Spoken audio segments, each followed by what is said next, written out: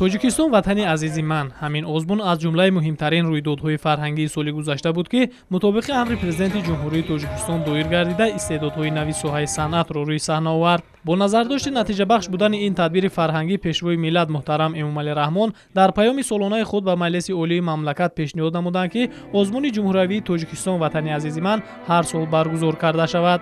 Инак соли сеюм аст, ки ин озмун таҷлил мегардаду соҳибистеъдодҳо дар риштаи мусиқии касбӣ муаррифӣ мегарданд. Дар даври ноҳиявӣ ин озмун, ки дар филармонияи давлатии ҷумҳурии Тоҷикистон баргузор гардид, иштирокчиён аз ноҳияи Синои пойтахт баромад намуда, ҳунару малакаи худро пешкаши ҳакамон намуданд.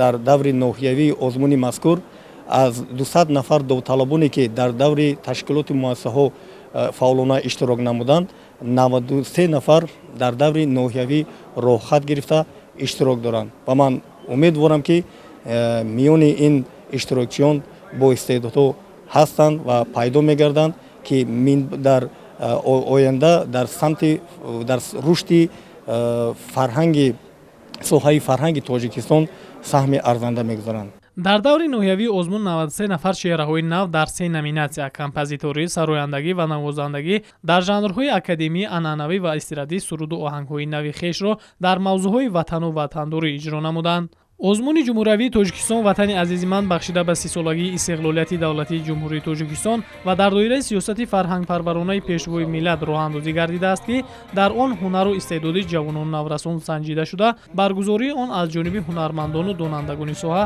назорат ва доварӣ мегардад. даври ноҳиявии озмуни ҷумҳуриявии Тоҷикистон-ватани азизи ман дар пойтахти кишвар шаҳри Душанбе давоми чанд рӯз идома хоҳад кард ва ба кори соҳибистеъдодон ҳунармандони касбӣ баҳо хоҳанд дод.